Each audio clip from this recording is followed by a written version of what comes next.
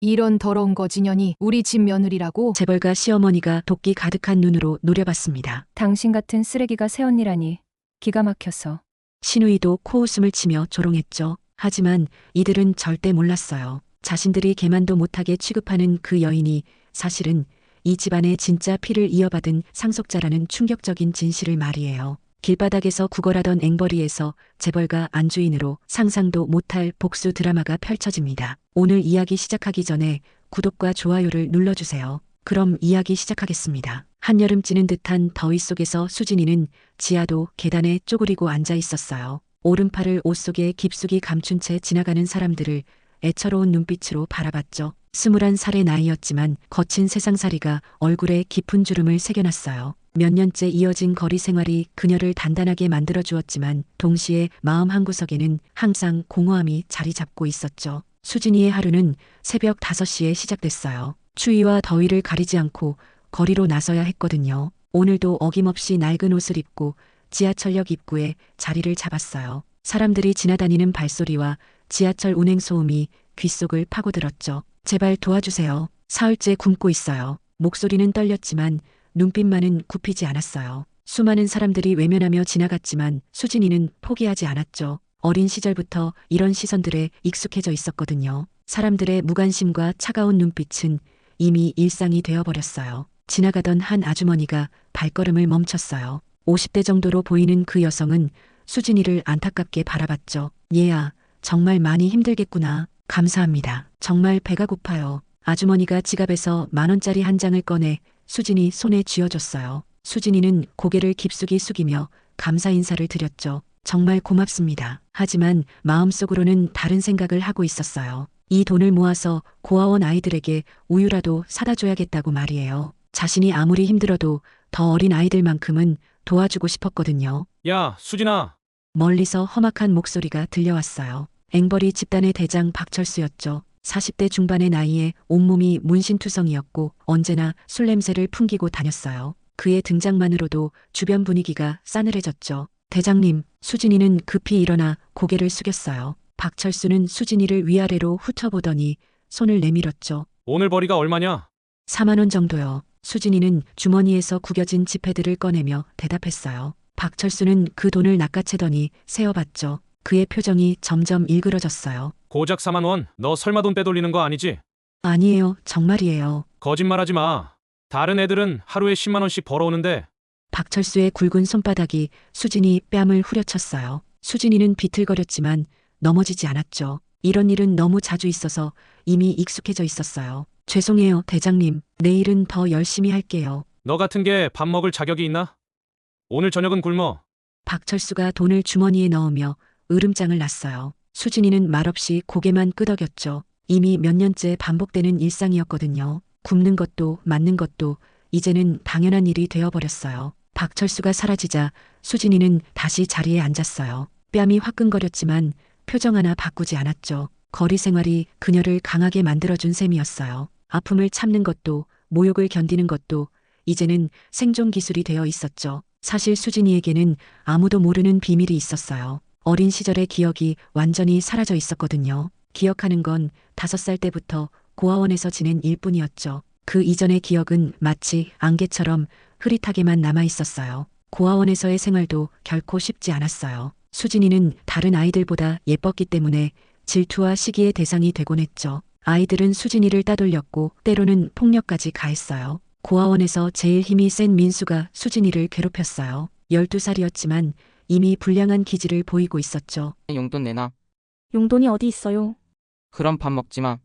민수가 수진이 밥그릇을 바닥에 떨어뜨렸어요. 수진이는 말없이 바닥에 떨어진 밥알들을 주워 먹었죠. 그때도 지금처럼 강했어요. 굴복하지 않는 것이 그녀의 유일한 자존심이었거든요. 원장 선생님은 착하셨지만 워낙 아이들이 많아서 모든 일을 다 챙길 수는 없었어요. 수진이는 혼자서 모든 걸 견뎌내야 했죠. 그 과정에서 강인한 정신력을 기를 수 있었어요. 15살 되던 해밤, 수진이는 가방 하나만 들고 고아원을 빠져나왔어요. 더 이상 그곳에서 버틸 수 없었거든요. 괴롭힘은 날로 심해졌고 미래에 대한 희망도 보이지 않았어요. 거리로 나온 수진이에게 세상은 냉혹했어요. 어린 나이에 혼자 살아가기에는 너무나 거친 세상이었죠. 며칠을 굶주리며 돌아다니던 수진이는 박철수 일당을 만났죠. 그들은 수진이의 처지를 이용할 생각이었어요. 가엾어 보이는 외모가 돈벌이에 딱 좋다고 생각했거든요. 너 앵벌이 할래?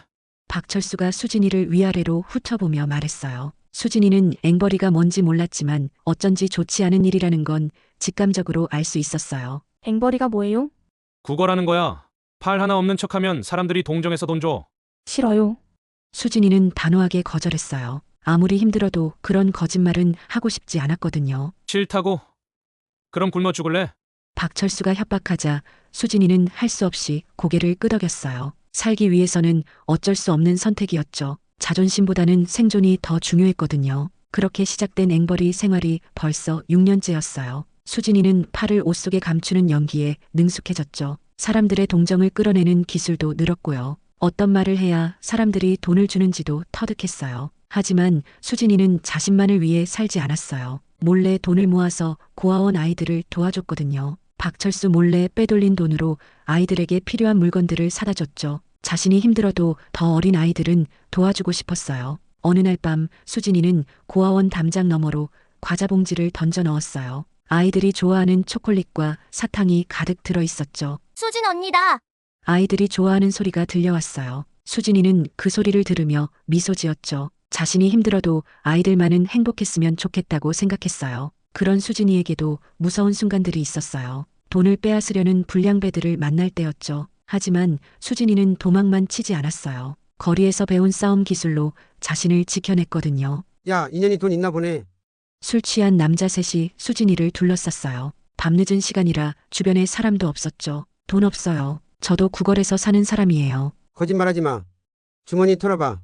남자 중 하나가 수진이에게 손을 뻗었어요. 그 순간 수진이는 재빠르게 몸을 돌리며 남자의 정강이를 걷어찼죠. 아야, 남자가 고통스럽게 소리쳤어요. 수진이는 그 틈을 타서 도망쳤죠. 거리에서 익힌 생존 기술이었어요. 약해 보이지만 실제로는 강했던 거죠. 이렇게 하루하루를 버텨가던 수진이에게 운명을 바꿀 순간이 다가오고 있었어요. 그날도 평소처럼 구걸을 마치고 돌아가는 길이었죠. 해가 저물어가는 시간이었고 거리는 점점 어두워지고 있었어요. 수진이는 하루벌이를 정리하며 걸었어요. 오늘도 박철수에게 뺏길 돈과 몰래 빼돌릴 돈을 계산하고 있었죠. 그런데 갑자기 뒤에서 급하게 달려오는 고급 승용차 소리가 들렸어요. 수진이가 고개를 돌리는 순간 눈앞이 캄캄해졌어요. 마지막으로 기억나는 건 차가운 아스팔트에 쓰러지는 자신의 모습과 누군가가 다급하게 부르는 소리였죠. 그리고 모든 것이 어둠 속으로 사라져갔어요. 이런 더러운 거지년이 우리 집 며느리라고?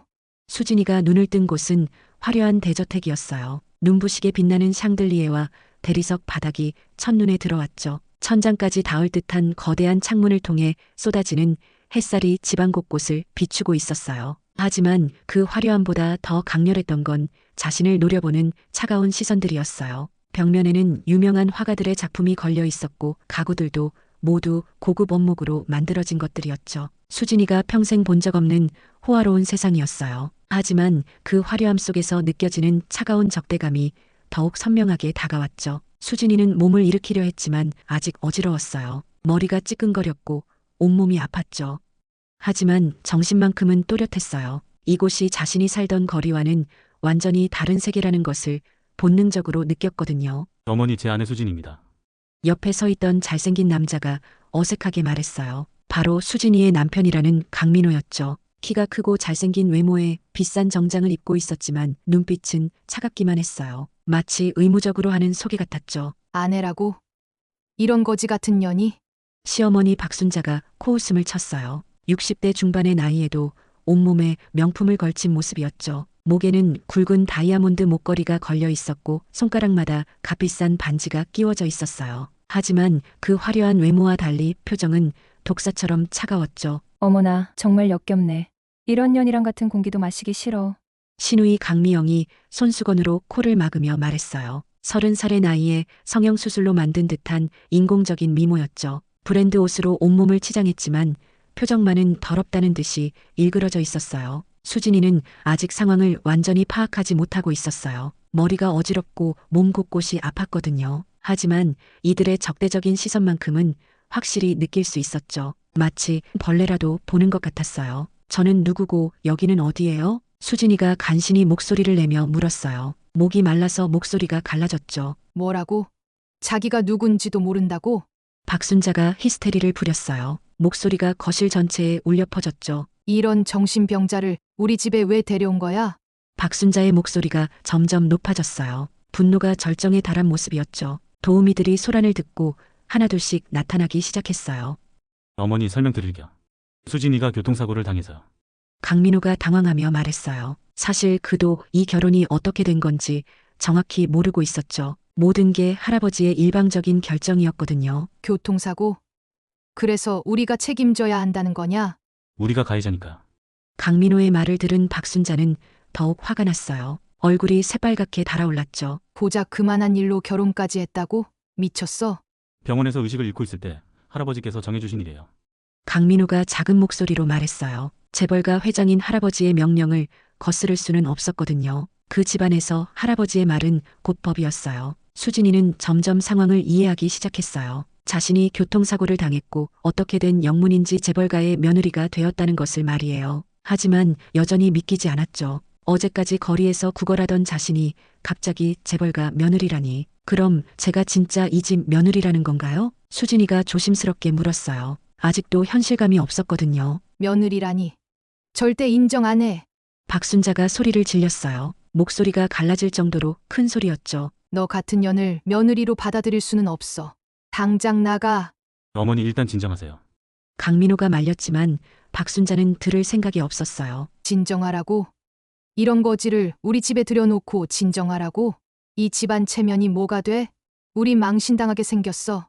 박순자의 분노는 식을 줄 몰랐어요. 평생 귀하게 자란 그녀에게 이런 상황은 참을 수 없는 모욕이었거든요. 강미영도 거들어서 공격했어요. 친구들한테 내 시누이가 거지였다고 어떻게 말해?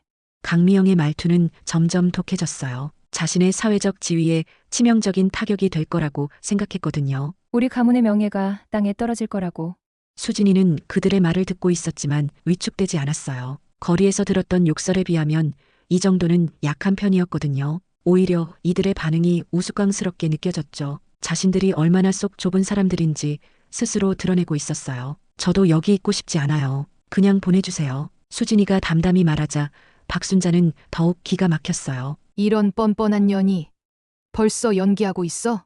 박순자는 수진이가 일부러 순진한 척한다고 생각했어요. 거지가 갑자기 재벌가에 들어왔으니 당연히 욕심이 있을 거라고 단정했죠. 네, 전 원래 살던 곳이 편해요. 수진이는 정말로 그렇게 생각했어요. 이런 차가운 대접을 받으면서까지 여기 있고 싶지 않았거든요. 이런 뻔뻔한 년이 우리 집 돈 노리고 온 거 아니야?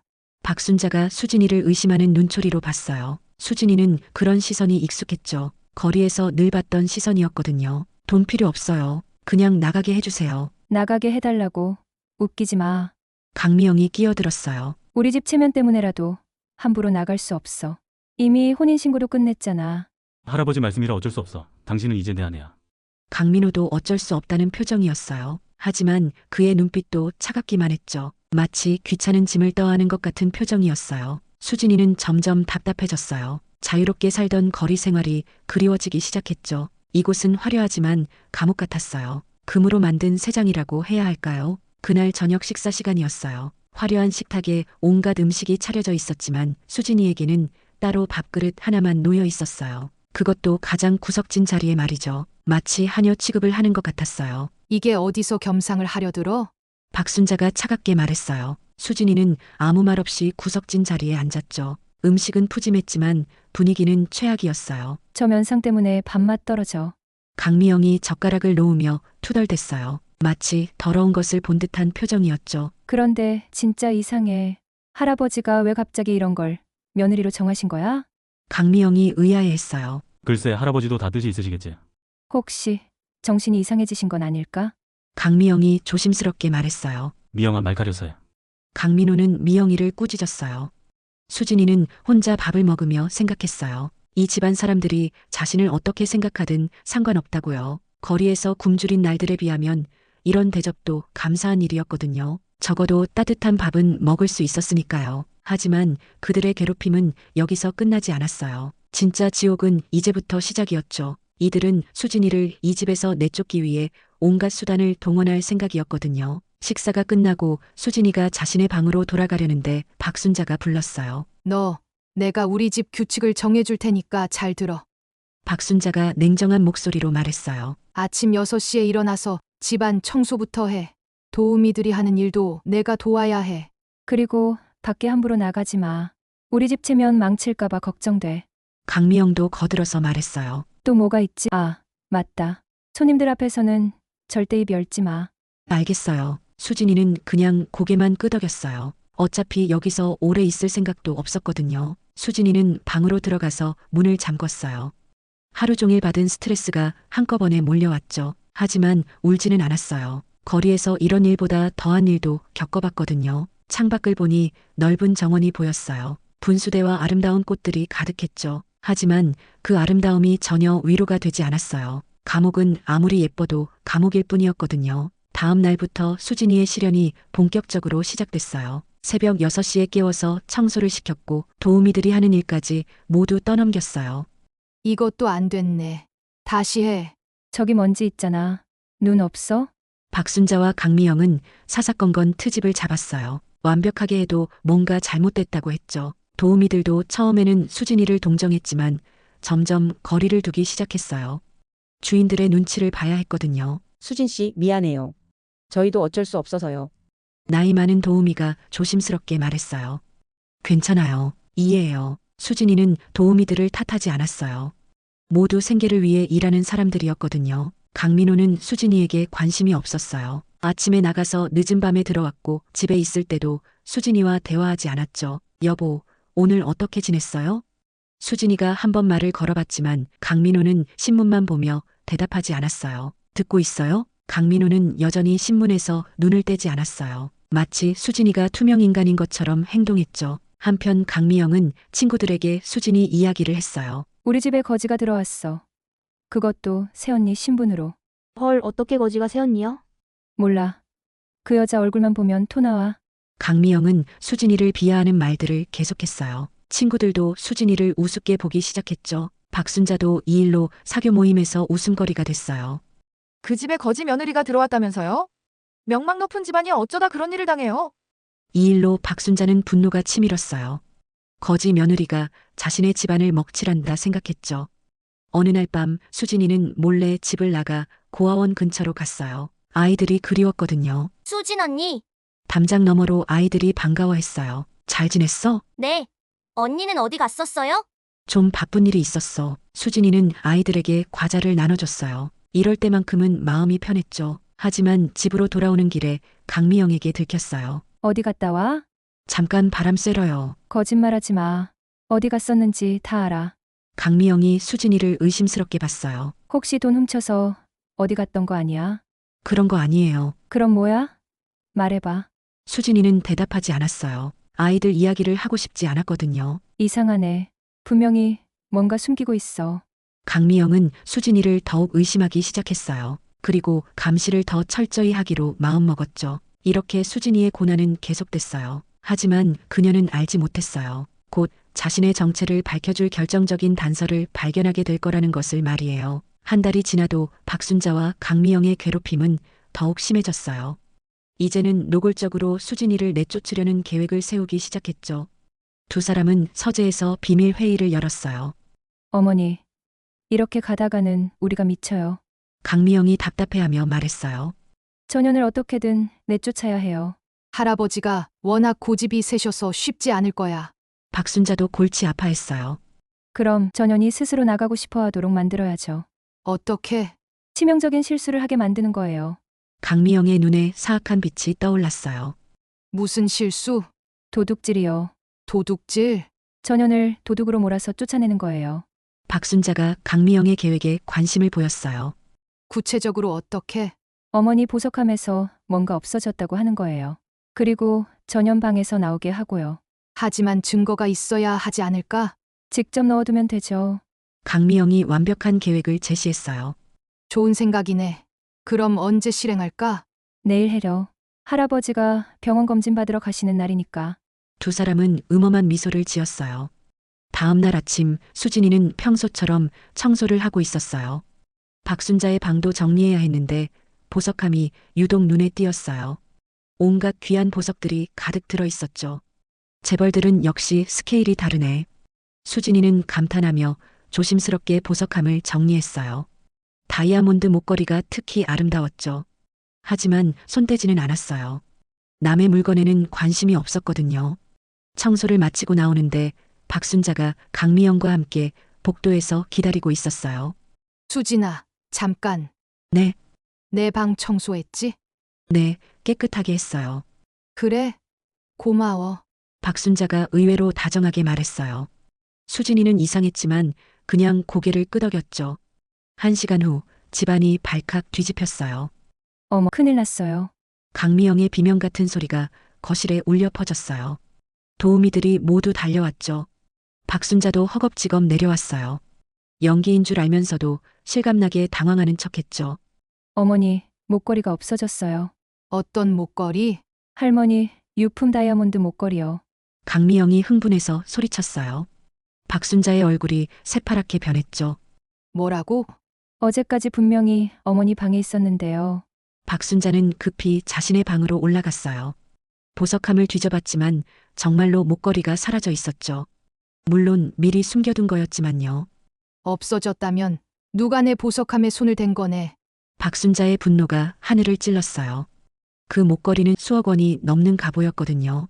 혹시 도움이 들 짓 아닐까요? 강미영이 의심하는 눈으로 말했어요. 아니야. 도우미들은 다 오래된 사람들이고 내 방에 함부로 들어올 수 없어. 박순자는 생각하는 척했어요. 그러다가 갑자기 눈빛이 번뜩였죠. 설마 그년이? 누구요? 수진이 말이야. 아침에 내 방 청소한 그년. 박순자의 목소리가 도끼를 품었어요. 강미영의 눈도 반짝였죠. 맞네요. 그년 짓이네요. 거지는 역시 거지야. 습성을 못 버리네. 두 사람은 서로 눈을 마주보며 미소 지었어요. 완벽한 구실이 생긴 거였죠. 당장 불러와. 박순자가 도우미에게 소리쳤어요. 잠시 후 수진이가 거실로 나타났어요.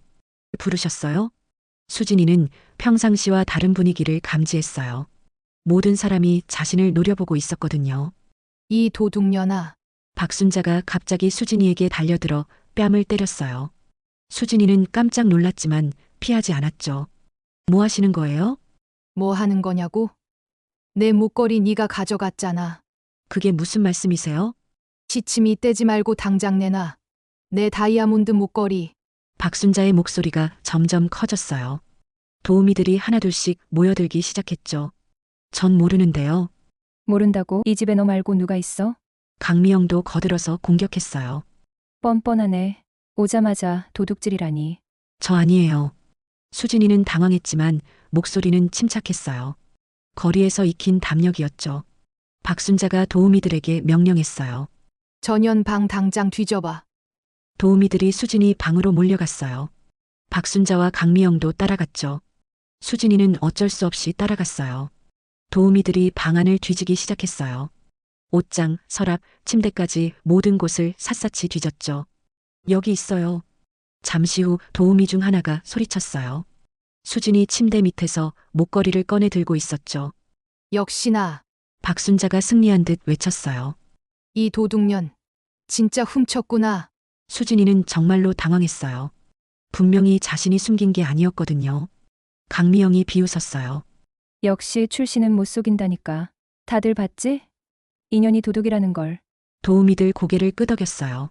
하지만 몇몇은 의아한 표정을 지었죠. 당장 무릎 꿇어. 박순자가 수진이에게 명령했어요. 왜요? 도둑질한 주제에 왜냐고? 전 도둑질 안 했어요. 수진이는 꿋꿋하게 버텼어요. 억울한 일에 굴복하지 않는 것도 거리에서 배운 거였죠. 이 뻔뻔한 년이. 증거로 나왔는데 시치 미를 때? 강미영이 화를 내며 수진이를 밀쳤어요. 하지만 수진이는 넘어지지 않았죠. 근데 이상하지 않아요? 수진이가 차분히 말했어요. 뭐가 이상해? 만약 제가 진짜 도둑이라면 그걸 제 방에 숨기지 않았겠죠. 그것도 저렇게 잘 보이는 곳에 숨기는 건 너무 허술하죠. 수진이의 말에 박순자와 강미영의 표정이 순간 굳었어요. 허술하든 안 하든 목걸이가 네 방에서 나왔으면 네가 훔친 거지. 제가 만약 그 목걸이를 훔쳤다면 그 목걸이에 제 지문이 있겠네요. 경찰을 불러서 지문 채취해 볼까요, 그럼? 박순자는 당황했어요. 계획에 없던 변수였거든요. 수진이가 박순자와 강미영을 번갈아 보며 말했어요. 두 사람의 얼굴이 굳어졌죠. 경찰을 왜 불러? 우리 집 명성을 어디까지 떨어뜨릴 셈이야. 글쎄요, 이번 명성은 제가 떨어뜨린 게 아닌 것 같네요. 수진이는 담담히 대답했어요. 하지만 눈빛에는 의미심장한 빛이 있었죠. 이런 뻔뻔한 년이. 박순자가 떨어대며 화를 냈지만 상황이 틀어진 걸 느꼈어요. 됐어. 시끄러운 거 딱 질색이니까 이번 일은 없던 걸로 해. 수진이는 조용히 자신의 방으로 돌아갔어요. 마음속으로는 웃고 있었죠. 거리에서 온갖 속임수를 당해본 그녀였기에 이 정도 계략은 쉽게 간파할 수 있었거든요. 박순자와 강미영은 계획이 실패한 것에 분노했어요. 하지만 포기할 생각은 없었죠. 더 교묘한 방법을 써서라도 수진이를 내쫓을 생각이었거든요. 이번엔 실패했지만 다음엔 완벽하게 해야겠어요. 강미영이 이를 갈며 말했어요. 그래. 전연을 반드시 내쫓아야겠어. 박순자의 눈에는 도끼가 서려 있었어요. 이제 정말 본격적인 전쟁이 시작된 거였죠. 며칠이 지나도 박순자와 강미영의 괴롭힘은 계속됐어요. 하지만 수진이는 굴복하지 않았죠. 오히려 점점 더 당당해졌어요. 거리에서 기른 강인함이 빛을 발하고 있었거든요. 어느 날 오후 수진이는 2층 서재를 청소하고 있었어요. 이곳은 평소에 잘 사용하지 않는 곳이라 먼지가 수북이 쌓여 있었죠. 높은 책장 위까지 깨끗이 닦아야 했어요. 책들을 정리하던 중 오래된 앨범 하나가 눈에 들어왔어요. 가죽으로 만든 고급스러운 앨범이었는데 세월의 흔적이 역력했죠. 이게 뭐지? 수진이는 호기심에 앨범을 펼쳐봤어요. 흑백 사진들이 가득했죠. 오래된 가족 사진들이었어요. 그런데 한 장의 사진이 수진이의 시선을 사로잡았어요. 5살 정도 된 여자아이가 예쁜 드레스를 입고 서 있는 사진이었죠. 그 아이가 목에 차고 있는 목걸이가 낯익었어요. 이건 바로 박순자가 늘 지니고 다니는 그 다이아몬드 목걸이였어요. 며칠 전 도둑으로 몰렸던 바로 그 목걸이 말이죠. 이상하네. 이 아이는 누구지? 수진이는 사진을 자세히 들여다봤어요. 아이의 얼굴이 어딘지 낯익었거든요. 특히 눈매와 코 라인이 익숙했죠. 마치 어릴 적 자신을 보는 것 같았어요. 혹시? 가슴이 두근거리기 시작했어요. 어린 시절 기억이 없는 수진이에게는 충격적인 발견이었거든요. 수진이는 사진을 더 자세히 봤어요. 아이의 미소, 서 있는 자세, 심지어 손 모양까지 모든 게 낯익었어요. 거울에서 본 자신의 어린 모습과 너무나 비슷했죠. 그때 문이 열리는 소리가 들렸어요. 뭐 하는 거야? 강민호가 들어왔어요. 평소보다 일찍 퇴근한 모양이었죠. 수진이는 재빨리 앨범을 덮으려 했지만 이미 늦었어요. 청소하고 있었어요. 청소? 여기는 건드리지 마. 강민호가 앨범을 뺏어들려 했지만 수진이가 먼저 잡았어요. 이 앨범에 있는 아이는 누구예요? 수진이의 질문에 강민호의 표정이 굳어졌어요. 뭔가 숨기려는 기색이 역력했죠. 그건 네가 알 필요 없어. 혹시 이 집안 사람인가요? 그만 나가. 강민호가 앨범을 강제로 빼앗으려 했어요. 하지만 수진이는 놓지 않았죠. 왜 보여주기 싫어하는 거예요? 보여줄 이유가 없으니까. 두 사람이 실랑이를 벌이던 중 앨범에서 사진 한 장이 떨어졌어요. 바로 그 어린아이 사진이었죠. 수진이가 사진을 주우려는 순간 강민호가 먼저 낚아챘어요. 수진이는 뭔가 중요한 단서라는 직감이 들었어요. 강민호가 사진을 주머니에 넣으려는 순간 수진이가 재빠르게 낚아챘어요. 거리에서 기른 순발력이었죠. 강민호의 얼굴이 새파랗게 변했어요. 당장 내놔. 이 아이가 누구길래 이렇게 숨기려고 하는 거예요? 수진이는 사진을 자세히 봤어요. 아이의 얼굴과 목걸이를 꼼꼼히 살펴봤죠. 정말 저랑 닮았네요. 헛소리 하지 마. 강민호가 다급해했어요. 하지만 이미 늦었죠. 그리고 이건 할머니가 어머니에게 유품으로 남긴 그 목걸이 맞죠? 수진이의 말에 강민호는 할 말을 잃었어요. 그 목걸이가 유품인지는 어떻게 알았어? 어머니가 절 도둑년 취급하는 덕분에 알게 됐어요. 어머니랑 무슨 일이 있었던 거야? 별일 아니에요. 근데 이 사진은 저한테 별일이겠네요. 수진이는 확신했어요. 이 사진에 뭔가 중요한 비밀이 숨어 있다는 것을 말이에요. 이 아이 이름이 뭐예요? 당신 알 바 아니야. 제가 알면 안 되는 건 아니고요. 눈빛이 흔들렸어요. 당장 내놔. 강민호가 뺏으려 했지만 수진이는 재빨리 피했어요. 안 돼요. 이거 제가 가져갈 거예요. 왜 가져가려고 해? 이 아이가 누구인지 알아야겠어요. 수진이는 문 쪽으로 천천히 물러섰어요. 강민호는 어쩔 줄 몰라 했죠. 지금 뭐 하는 거야? 진실을 찾으려고요. 무슨 진실? 이 집안의 비밀 말이에요. 수진이의 말에 강민호는 더욱 당황했어요. 뭔가 들켜서는 안 될 것이 들킬까봐 두려웠거든요. 비밀이라니 무슨 소리야? 곧 알게 되겠죠. 수진이는 사진을 들고 방을 나갔어요. 강민호는 그 뒤를 따라갔지만 이미 수진이는 자신의 방으로 들어가 문을 잠갔어요. 방 안에서 수진이는 사진을 다시 자세히 봤어요. 볼수록 자신과 닮았다는 생각이 들었죠. 특히 눈매와 코, 입술 모양이 너무 비슷했어요. 수진이는 거울 앞에 서서 사진과 자신의 얼굴을 비교해 봤어요. 어릴 적 모습을 상상해 보니 정말 똑같았죠. 혹시 이 아이가 나인가? 가슴이 두근거렸어요. 만약 정말 자신이라면 이 집안과 어떤 관련이 있다는 뜻이었거든요. 그럼 내가 원래 이 집 사람이었다는 거야? 수진이의 머릿속이 복잡해졌어요. 어린 시절 기억이 없는 이유도 설명이 될 것 같았죠. 그때 문 밖에서 소리가 들렸어요. 수진아, 문 열어. 강민호의 목소리였어요.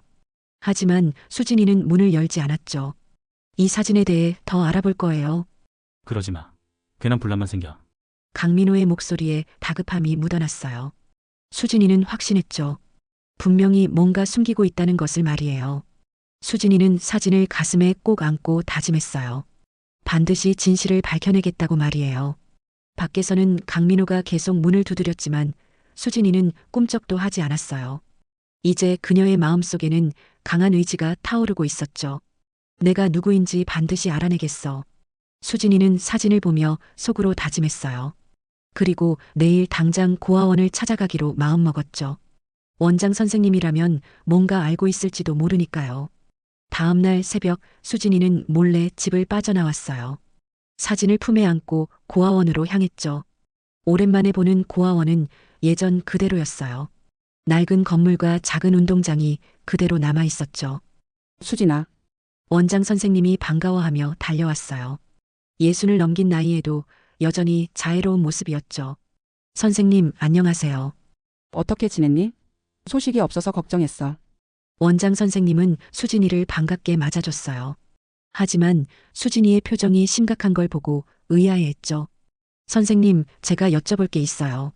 뭐든지 말해봐. 수진이는 사진을 꺼내 들었어요.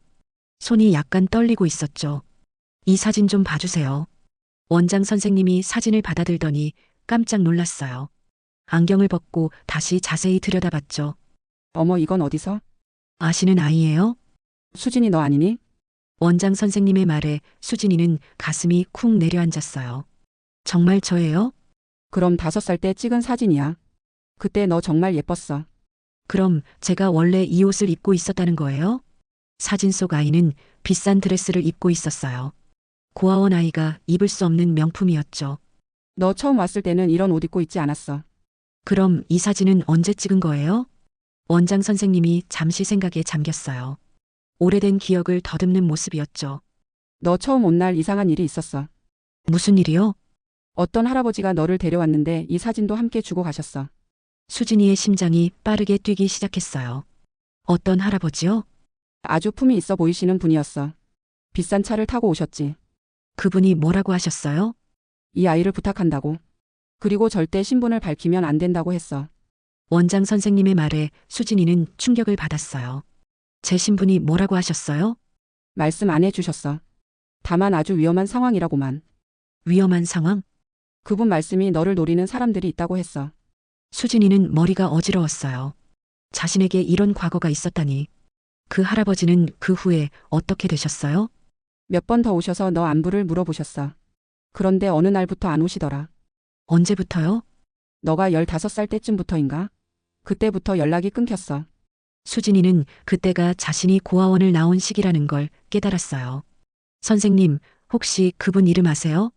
강 회장님이라고만 하셨어. 강 회장? 수진이의 눈이 커졌어요. 지금 살고 있는 집안의 성씨와 같았거든요. 혹시 강민호 씨 아세요? 모르겠어. 그분은 나이가 많으셨거든. 수진이는 급히 고아원을 나왔어요. 이제 확신이 섰거든요.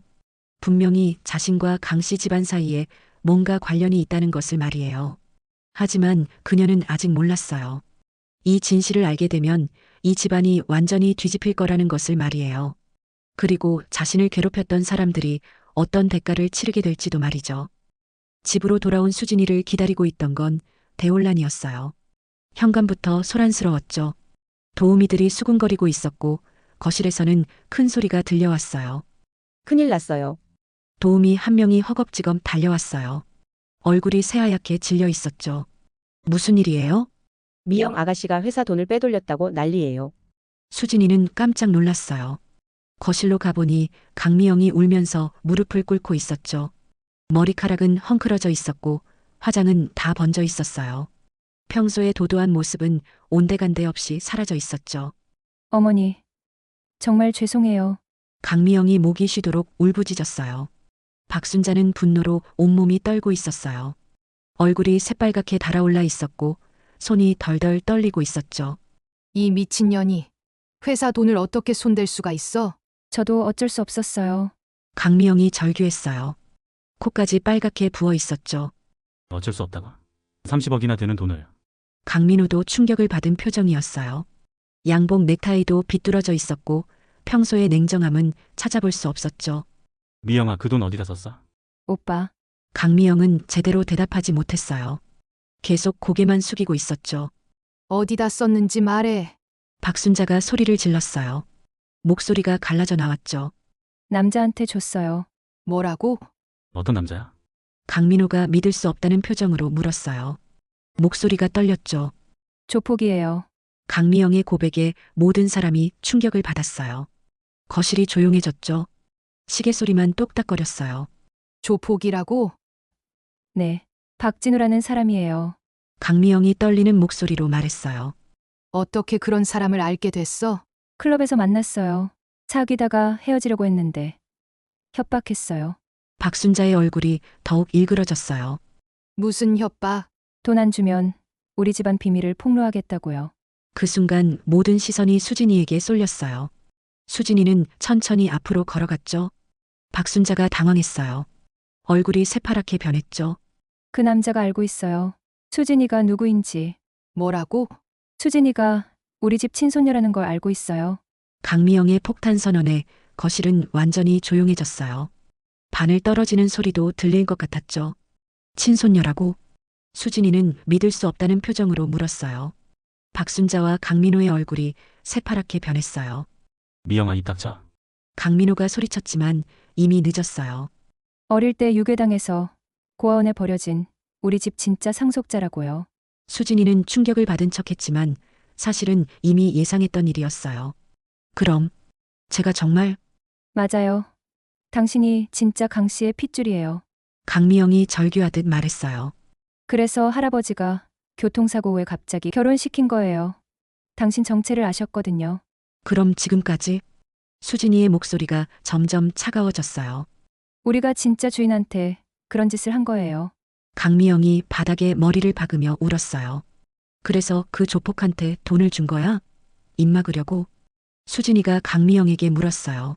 당신에게 그 자리를 내어주고 싶지 않았어요. 당신이 진짜라는 게 밝혀지면 가짜인 우리는 내쫓기게 될 테니까. 강미영의 고백에 수진이는 분노가 치밀어 올랐어요. 그럼 그동안 진실을 알면서도 저한테 그런 못된 짓을 했다는 거네요? 정말 미안해요. 강미영이 수진이 발 앞에 엎드렸어요. 미안하다고 끝나는 줄 알아? 수진이의 목소리에 차가운 분노가 배어 있었어요. 박순자도 떨리는 목소리로 말했어요. 정말 미안해. 우리가 어리석었어. 미안하다고 하면 다해요? 수진이의 눈빛이 날카로워졌어요. 나를 그렇게 거지 취급해놓고 벌레 보듯 했으면서 이제 와서 미안하다고 하면 제가 용서할 줄 알았어요? 박순자는 대답하지 못했어요. 강민호가 떨리는 목소리로 말했어요. 수진아, 정말 미안해. 용서해줘. 용서요? 수진이가 차갑게 웃었어요. 조폭한테 돈 주고 입 마금했다는 것부터 화가 나서 미치겠어요. 당신 이거 공금 횡령이에요. 감방 가야 된다고요. 정말 죄송합니다. 수진이의 말에 강미영이 더욱 떨었어요.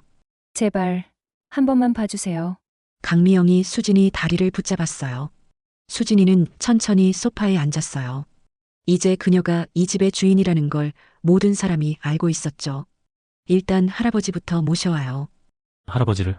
네, 제 정체를 확인받아야죠. 강민호는 급히 전화를 걸었어요. 한편 강미영은 계속 울고 있었어요. 자신이 저지른 일의 심각성을 이제야 깨달았거든요. 정말 죄송해요. 용서해 주세요. 하지만 수진이는 대답하지 않았어요. 지금까지 당한 모욕과 괴롭힘이 머릿속을 스쳐 지나갔거든요. 이제 진짜 심판의 시간이 다가오고 있었어요. 그리고 수진이는 그 누구도 쉽게 용서하지 않을 생각이었죠. 1시간 후 휠체어에 앉은 할아버지 강철민 회장이 집으로 돌아왔어요. 80이 넘은 나이에도 눈빛만은 여전히 날카로웠죠. 간병인과 비서, 그리고 변호사까지 함께 따라왔어요. 평소보다 많은 수행원들이 긴장한 표정으로 들어섰죠. 할아버지. 강민호가 급히 달려가 휠체어를 밀었어요. 하지만 할아버지는 강민호를 보지도 않았어요. 무슨 일이냐? 할아버지가 거실로 들어오자마자 시선이 수진이에게 고정됐어요. 그 순간 할아버지의 표정이 완전히 바뀌었죠. 딱딱했던 얼굴이 부드러워졌어요. 수진아, 할아버지의 목소리가 떨렸어요. 눈가에 눈물이 맺혔죠. 잘 지냈어? 할아버지가 수진이를 바라보는 눈빛에는 그리움과 사랑이 가득했어요. 할아버지, 수진이도 모르게 눈물이 났어요. 할아버지의 따뜻한 눈빛에서 진짜 가족의 사랑을 느꼈거든요. 지금까지 받아본 적 없는 무조건적인 사랑이었죠. 미안하다. 정말 미안해.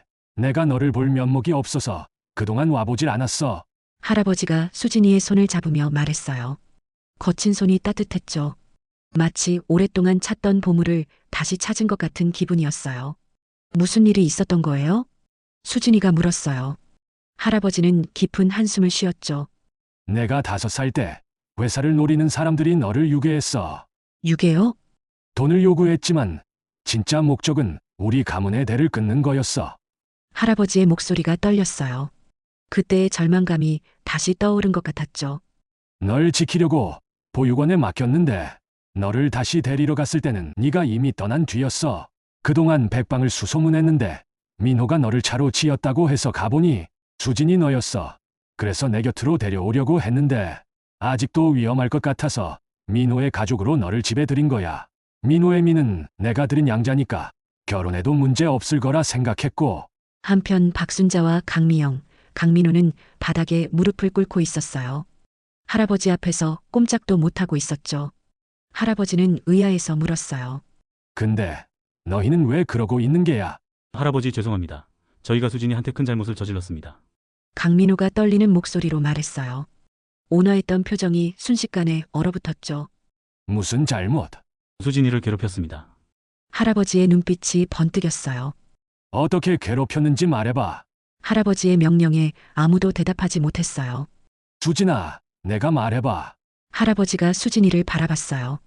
별로 말하고 싶지 않은 일들이에요, 할아버지.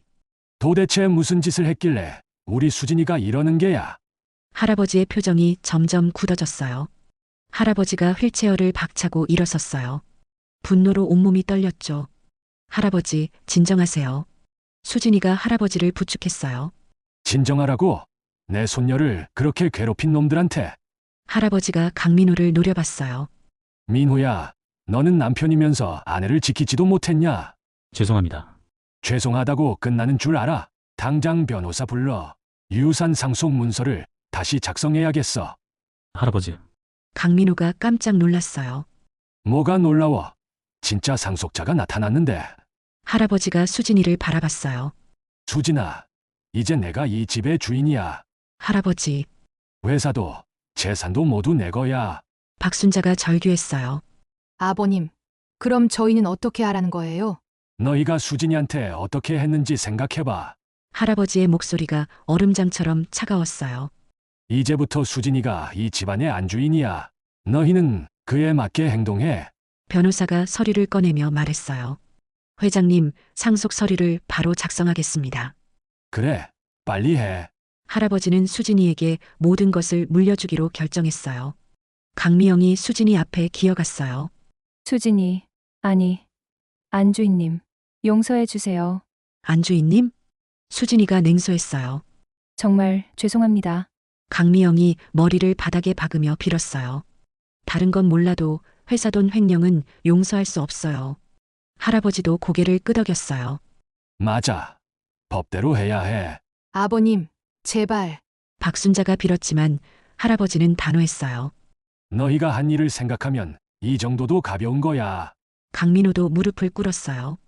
할아버지가 수진이의 어깨에 손을 올렸어요. 수진아, 내가 결정해. 이들을 어떻게 할지.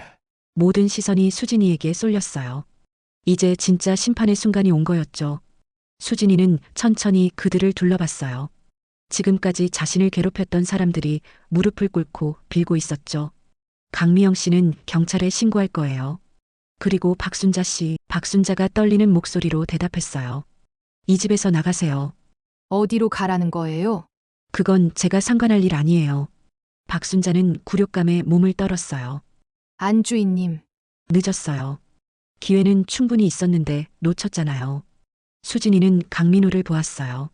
그리고 당신, 우리 이혼해요. 더 이상 당신과 살 이유가 없어요. 강민호는 절망에 빠졌어요. 모든 걸 잃게 된 거였죠. 할아버지가 만족스러워했어요. 잘했어. 그런데 할아버지, 뭐냐? 이들이 진심으로 반성한다면 기회를 한 번 더 주고 싶어요. 할아버지가 의외라는 표정을 지었어요. 정말로? 네, 하지만 조건이 있어요. 수진이의 관대함에 모든 사람이 놀랐어요. 무슨 조건이냐? 앞으로 평범하게 살면서 다른 사람들을 괴롭히지 않기. 그리고 정말 성실하게 살기. 박순자와 강미영, 강민호가 고개를 끄덕였어요. 지키겠습니다. 그리고 30억 원은 할부로라도 갚으세요. 그건 회사 돈이니까. 네, 꼭 갚겠습니다. 강미영이 감격해서 대답했어요. 하지만 한 번이라도 약속 어기면 용서 없어요. 알겠습니다. 수진이는 이렇게 해서 완전한 승리를 거두었어요. 하지만 복수보다는 관용을 택했죠. 이것이 진정한 강자의 모습이었어요. 일주일 후 수진이는 정식으로 강가의 상속자로 인정받았어요. 회사 이사회에서 만장일치로 차기 회장으로 선임됐죠. 언론에서도 거지에서 재벌로 극적 신분 역전이라며 대서특필했어요. 전국이 수진이의 이야기로 떠들썩했죠. 축하드립니다, 회장님. 비서가 깍듯하게 인사했어요. 수진이는 이제 회장실에 앉아 있었죠. 얼마 전까지만 해도 구걸하던 지하도가 아득히 멀게 느껴졌어요. 하지만 그 경험들이 지금의 자신을 만들었다는 걸 잊지 않았어요. 수진이는 창밖을 바라봤어요. 높은 빌딩들이 발 아래 펼쳐져 있었죠. 하지만 마음 한편으로는 아직도 믿기지 않았어요. 거지에서 재벌이 되었지만 가장 중요한 건 사람됨이라는 걸 알고 있었거든요. 그때 문이 열리며 박순자가 들어왔어요. 예전과는 완전히 달라진 모습이었죠. 고개를 숙이고 조심스럽게 다가왔어요. 명품 옷 대신 평범한 옷을 입고 있었죠. 회장님, 말씀드릴 게 있습니다. 뭔가요? 수진이는 차갑게 대답했어요. 아직 완전히 용서한 건 아니었거든요. 저희가 이 집에서 나가겠습니다. 나간다고요? 네. 더 이상 여기 있을 면목이 없어서요. 박순자의 목소리가 떨렸어요. 지금까지의 오만함은 온데간데 없이 사라져 있었죠. 어디로 갈 건데요? 작은 아파트라도 구해서 살겠습니다. 돈은 있어요? 박순자는 대답하지 못했어요. 회사 주식도 재산도 모두 수진이 명의로 넘어갔거든요. 그럼 어떻게 살 건데요? 미영이가 일자리를 구했습니다. 무슨 일자리요? 카페에서 아르바이트요. 수진이는 놀랐어요. 그동안 손톱 하나 다치지 않고 살던 강미영이 아르바이트를 한다니. 민호 씨는 뭐예요? 작은 회사에 취직했습니다. 월급쟁이로 성실히 살겠다고. 박순자의 말에 수진이는 복잡한 기분이 들었어요. 복수는 달성했지만 뭔가 허전했거든요. 그런데 왜 저한테 말하는 거예요? 떠나기 전 사과하고 싶어서요. 박순자가 무릎을 꿇으며 말했어요. 정말 죄송합니다. 우리가 너무 큰 죄를 지었어요. 알아요. 용서받을 자격이 없다는 거. 박순자가 눈물을 흘렸어요. 진심 어린 눈물이었죠. 그래도 한 번만 기회를 주세요. 수진이는 잠시 생각에 잠겼어요. 거리에서 배운 것 중 하나가 약자에게는 관대해야 한다는 거였거든요. 좋아요. 정말요? 대신 조건이 있어요. 앞으로 다시는 약한 사람을 괴롭히지 마세요. 박순자가 고개를 끄덕였어요. 그리고 정말 성실하게 사세요. 네, 꼭 그렇게 하겠습니다. 수진이는 비서를 불렀어요. 이분들 생활비 좀 지원해드려요. 자리 잡을 때까지만요. 감사합니다, 회장님. 박순자가 감격해 했어요. 약속 안 지키면 바로 끊을 겁니다. 네, 알겠습니다. 박순자가 나간 후 수진이는 다른 결정을 내렸어요. 그동안 자신을 도왔던 사람들에게 보답할 시간이었거든요. 비서님, 고아원에 연락해 주세요. 네, 회장님. 큰 후원금을 보내고 싶어요. 그리고 새 건물도 지어주고요. 수진이는 원장 선생님을 만나 많은 이야기를 나눴어요. 수진아, 정말 대단하구나. 선생님 덕분이에요. 아니야, 네가 너무 잘 살았어. 원장 선생님이 자랑스러워했어요. 아이들에게 좋은 환경을 만들어주고 싶어요. 정말 고마워. 수진이는 고아원을 완전히 새로 지었어요. 아이들이 꿈을 키울 수 있는 공간으로 만들었죠. 도서관, 체육관, 음악실까지 모든 시설을 갖췄어요. 한편 앵벌이 집단 대장 박철수도 찾아왔어요. 수진아, 아니, 회장님. 박철수가 떨리는 목소리로 말했어요. 예전의 험악한 모습은 온데간데 없었죠. 왜 왔어요? 과거에 너에게 한 짓 사과하러 왔어. 박철수도 무릎을 꿇었어요. 그동안 수진이를 괴롭혔던 모든 사람들이 용서를 구하고 있었죠. 나에게 일자리를 줄 수 있겠니? 뭐든 할게. 일자리요? 아이들을 더 이상 거리로 내보내고 싶지 않아. 박철수의 진심 어린 말에 수진이는 감동했어요. 좋아요. 하지만 조건이 있어요. 앞으로는 아이들을 보호하는 일을 해야 해요.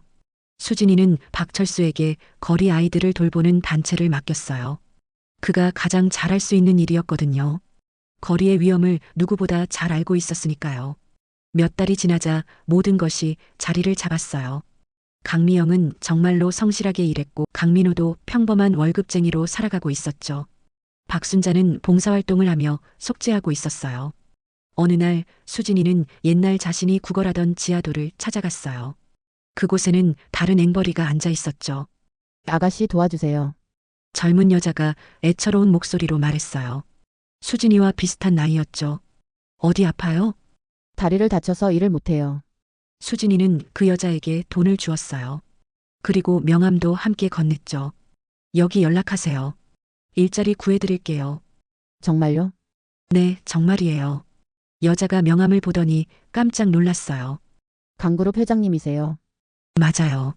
어떻게 저 같은 사람을... 저도 예전에 여기서 구걸했거든요. 수진이의 말에 여자는 믿을 수 없다는 표정이었어요. 진짜로요? 네, 정말이에요.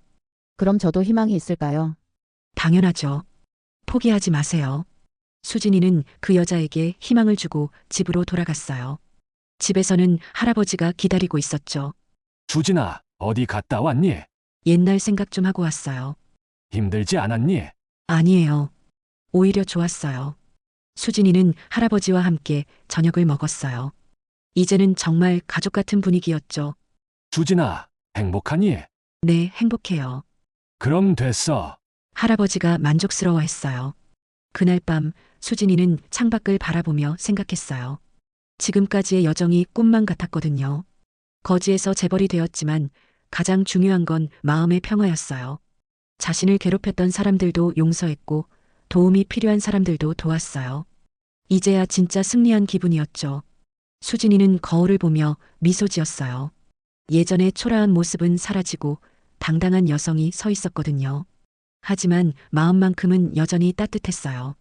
이제 정말 새로운 시작이야. 수진이는 내일을 위한 계획을 세웠어요. 더 많은 사람들을 도와주고 더 나은 세상을 만들어가겠다고 다짐했죠. 2년이 흘렀어요. 수진이가 회장이 된 후 강그룹은 더욱 성장했죠. 하지만 더 중요한 건 수진이가 만들어낸 변화였어요. 회사가 단순히 이익만 추구하는 곳이 아니라 사회에 도움을 주는 기업으로 변모했거든요. 회장님, 오늘 고아원 방문 일정이 있습니다. 비서가 일정을 알려줬어요. 수진이는 매주 한 번씩 고아원을 방문했죠. 네, 아이들 얼굴 보러 가야죠. 수진이는 언제나 아이들을 만날 때가 가장 행복했어요. 자신과 같은 처지였던 아이들에게 희망을 주고 싶었거든요. 고아원에 도착하자 아이들이 달려나왔어요. 수진 언니, 아이들이 수진이를 둘러쌌어요. 수진이는 아이들과 함께 놀며 시간을 보냈죠. 저도 나중에 언니처럼 될 수 있을까요?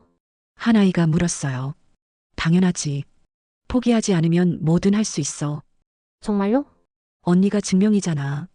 거리에서 구걸하던 언니도 이렇게 됐으니까. 아이들이 눈을 반짝였어요.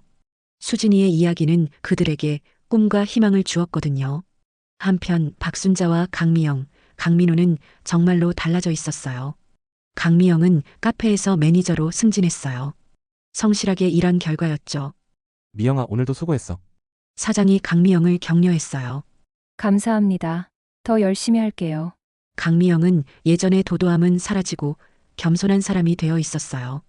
손님들도 그녀의 변화를 느끼고 있었죠. 강민호는 작은 회사에서 대리로 일하고 있었어요. 예전에는 상상도 못했던 일이었죠. 민호야, 이 서류 좀 정리해줘. 상사가 일을 시켰어요. 네, 알겠습니다. 강민호는 불평 없이 일했어요. 평범한 월급쟁이의 삶이지만 나름대로 만족하고 있었죠. 박순자는 양로원에서 봉사활동을 하고 있었어요. 순자야, 오늘도 와줘서 고마워.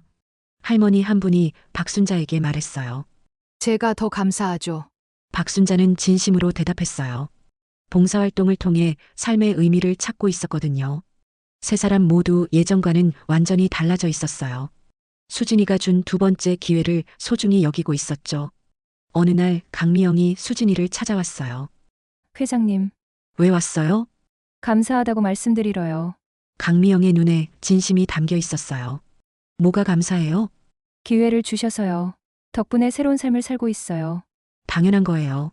아니에요. 저희가 그런 짓을 했는데도 용서해 주시고. 강미영이 눈물을 흘렸어요. 그만해요. 이제 과거 일이잖아요. 정말 감사합니다. 강미영은 깊숙이 인사하고 돌아갔어요. 박철수도 변화했어요. 이제는 거리 아이들을 돕는 단체의 대표가 되었죠. 회장님, 박철수가 보고를 하러 왔어요. 이번 달에 아이 5명을 더 구조했어요. 잘하셨어요. 수진이는 박철수의 변화가 가장 놀라웠어요. 가장 험악했던 사람이 가장 따뜻한 사람으로 변했거든요. 언론에서도 수진이의 이야기를 계속 다뤘어요. 거지에서 재벌로 올라선 강수진 회장이 이번에는 전국 고아원에 100억 원을 기부했습니다. 강수진 회장의 삶은 현대판 신데렐라 스토리로 불리고 있습니다. 하지만 그녀가 진짜 대단한 건 권력을 얻은 후의 행동입니다. 수진이의 이야기는 전국적으로 화제가 되었어요. 많은 사람들이 그녀의 삶에서 희망을 찾았죠. 특히 어려운 처지에 있는 사람들에게는 꿈과 용기를 주었어요. 나도 포기하지 않으면 될 수 있을까? 강수진 회장처럼 나도 성공할 수 있을까? 수진이의 이야기는 사회 전체에 긍정적인 영향을 미쳤어요. 어느 날 수진이는 할아버지와 함께 산책을 했어요. 수진아, 후회하지 않니? 뭐요? 그들을 용서한 건 말이야. 할아버지가 물었어요. 아니에요. 용서하길 잘했다고 생각해요. 왜? 복수로는 아무것도 얻을 수 없어요. 하지만 용서는 모든 걸 바꿔놓았어요. 수진이의 말에 할아버지가 고개를 끄덕였어요. 현명한 선택이었어. 거리에서 배운 거예요. 강자에게 강하고 약자에게 약해야 한다는 것을. 내가 자랑스럽다. 할아버지의 칭찬에 수진이는 미소 지었어요. 그날 저녁 수진이는 옛날 자신이 살던 거리를 다시 찾아갔어요. 이제는 많이 변해 있었죠.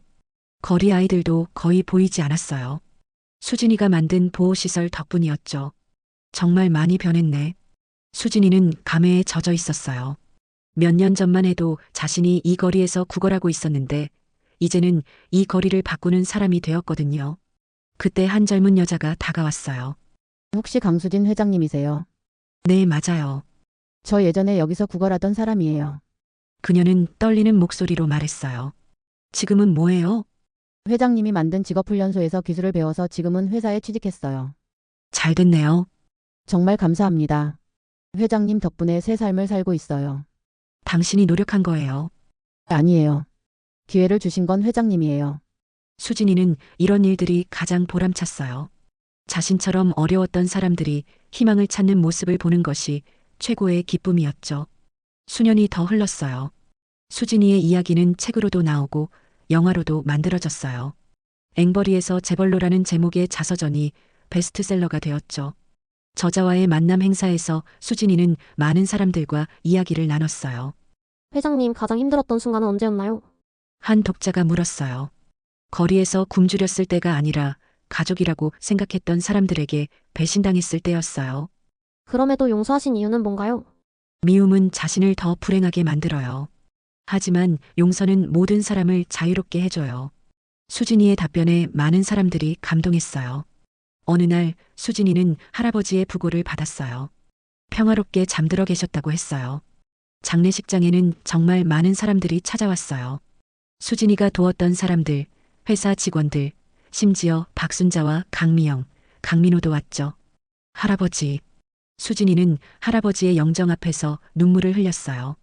자신에게 가족의 사랑을 처음 보여준 분이었거든요. 할아버지의 유언장에는 수진이에게 모든 것을 맡긴다는 내용이 있었어요. 그리고 마지막에 이런 말이 적혀 있었죠.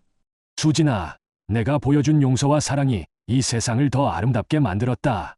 평생 그 마음을 잃지 마라. 수진이는 할아버지의 유언을 가슴에 새겼어요. 수진이의 이야기는 세대를 넘어 전해졌어요. 어려운 처지의 사람들에게는 희망을, 성공한 사람들에게는 겸손을 가르쳐 주었죠. 강자에게 강하고 약자에게 약하라. 이것이 수진이가 남긴 가장 큰 교훈이었어요.